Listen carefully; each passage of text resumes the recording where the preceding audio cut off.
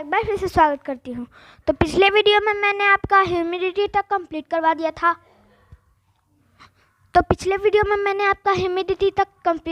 था। और आज मैं आपका कंडेंसेशन स्टार्ट करवाऊँगी। तो इसमें क्या है?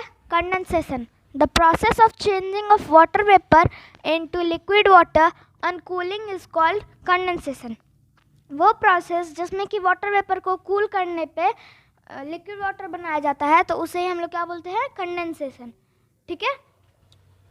In nature the water vapour condenses to form small water droplets. प्रकृति में, नेचर में वाटर वेपर कंडेंसेस करता है स्मॉल वाटर ड्रॉपलेट्स बनाने के लिए। ठीक है। These water droplets collectively form the clouds. ठीक है। तो क्या बोल रहा है कि यही वाटर ड्रॉपलेट्स जो है वो मिल करके, कलेक्ट होकर के क्लाउड बनाते हैं। The wind blows the small drops in clouds making them collide with one another forming bigger and bigger drops. तो बादल में जो स्मॉल ड्रॉप्स होते हैं तो उसे हवा बहा देती है और उसके बाद क्या होता है, वो लोग आपस में टकराते हैं और उससे बिगर ड्रॉप बन जाता है, बड़ा सा ड्रॉप। ठीक है। When the drops become large and heavy, they fall down as rain. जब ड्रॉप्स बड़े हो जाते हैं, लार्ज हो जाते हैं और भारी हो जाते हैं, हैवी, तो वो किस फॉर्म में नीचे गिरते हैं? रेन के फॉर्म में। ठीक है। अब क्या है? Let us perform an activity to show the process of condensation. ठीक है। तो अब हम लोग एक एक्टिविटी परफॉर्म करते हैं जिसमें कि ये दिखाने के लिए कि प्रोसेस ऑफ कंडेंसेशन। ठीक है। कंडेंसेशन का process. Activity number 4, fill a steel bottle with ice cubes and cover it with a plate. Fill a steel bowl with ice cubes and cover it with a plate. एक steel का bowl ले लो और उसे ice cube से cover कर दो, पूरा मतलब ढक दो। और उसके बाद क्या है? उससे प्लेट से ढक दो, कवर कर दो। अब क्या है? Place this ball on a table and leave for 5 minutes. अब क्या करो? इस बॉल को एक टेबल पे रख दो और उसे 5 मिनट के लिए छोड़ दो। Notice the small droplets of water on the outer surface of the bowl. अब नोटिस करो बाउल के ऊपर जो स्मॉल ड्रॉपलेट्स है उसे। ठीक है। Where have they come from? ये सब मतलब जो ड्रॉपलेट्स है वो कहाँ से आए हैं? अब क्या है? Observe again after another 10 minute. अब अगले 10 मिनट के बाद ऑब्जर्व करो। ठीक है। Do the water drops grow bigger? Do the water drops grow bigger?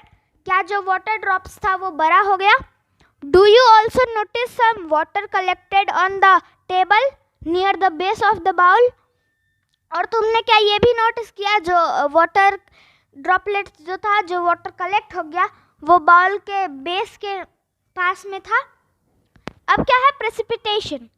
All liquid and solid forms of water falling from the atmosphere on the earth's surface is called precipitation.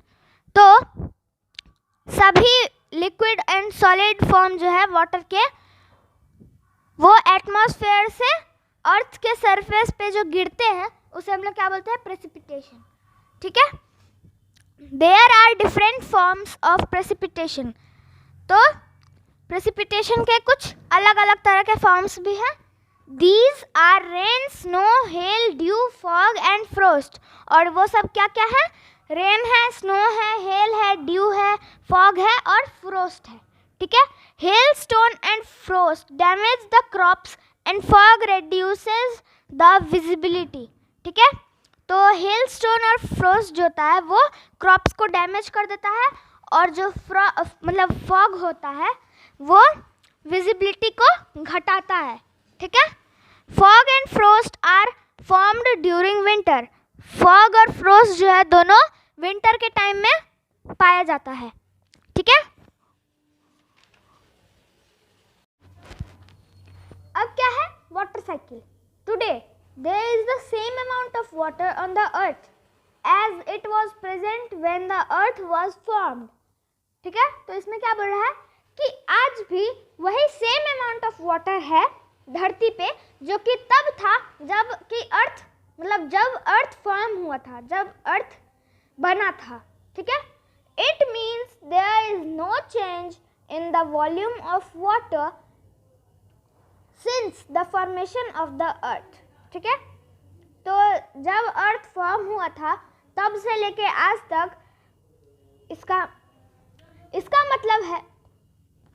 इसका मतलब है कि जब अर्थ form हुआ था तब से लेके आज तक तब से लेके अभी तक कोई चेंज नहीं हुआ है वाटर के the change of water into water vapour from different water bodies and then condensing into liquid is called water cycle.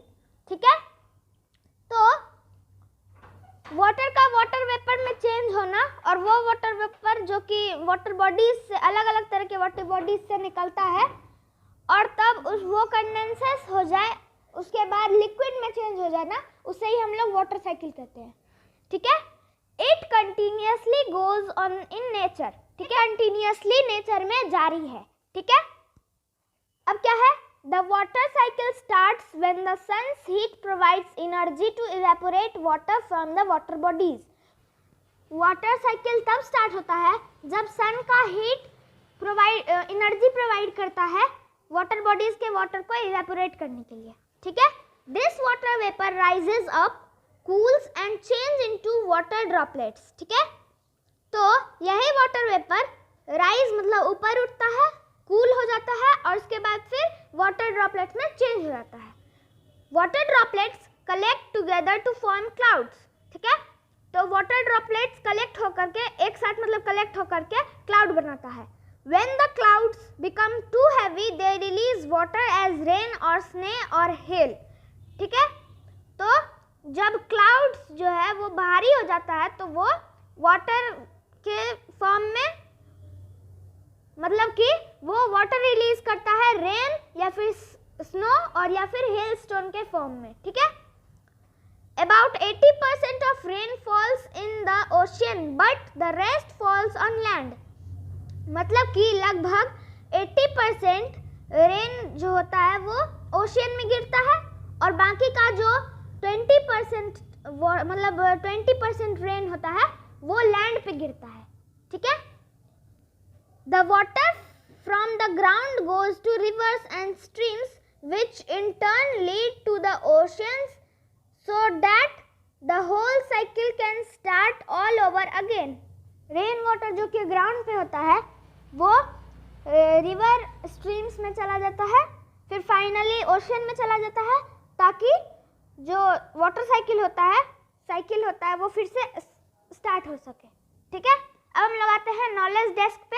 इसमें क्या है, the rain water goes into river streams ponds and lakes. तो जो rain water होता है वो reverse में, streams में, पॉन्ड्स में और लेक्स में जाता है. अब सेकेंड पॉइंट क्या है, some rain water goes into the porous layer of the earth and gets collected over the non porous layer. ठीक है, तो कुछ रेन वाटर जो होते हैं वो पोरस मतलब छिद्रदार लेयर में चले जाते हैं और उसके बाद फिर जाके कलेक्ट हो जाते हैं नॉन पोरस लेयर पे, मतलब जिसमें छेद ना हो. ठीक है, this is called underground water और इसे ही हम लोग अंडरग्राउंड वाटर कहते हैं. And it's level is called water table और उसके लेवल को हम लोग वाटर टेबल कहते हैं. तो आज के लिए बस इतना ही, मिलती हूँ नेक्स्ट वीडियो में वाटर पोल्यूशन के साथ. तब तक के लिए बाय बाय.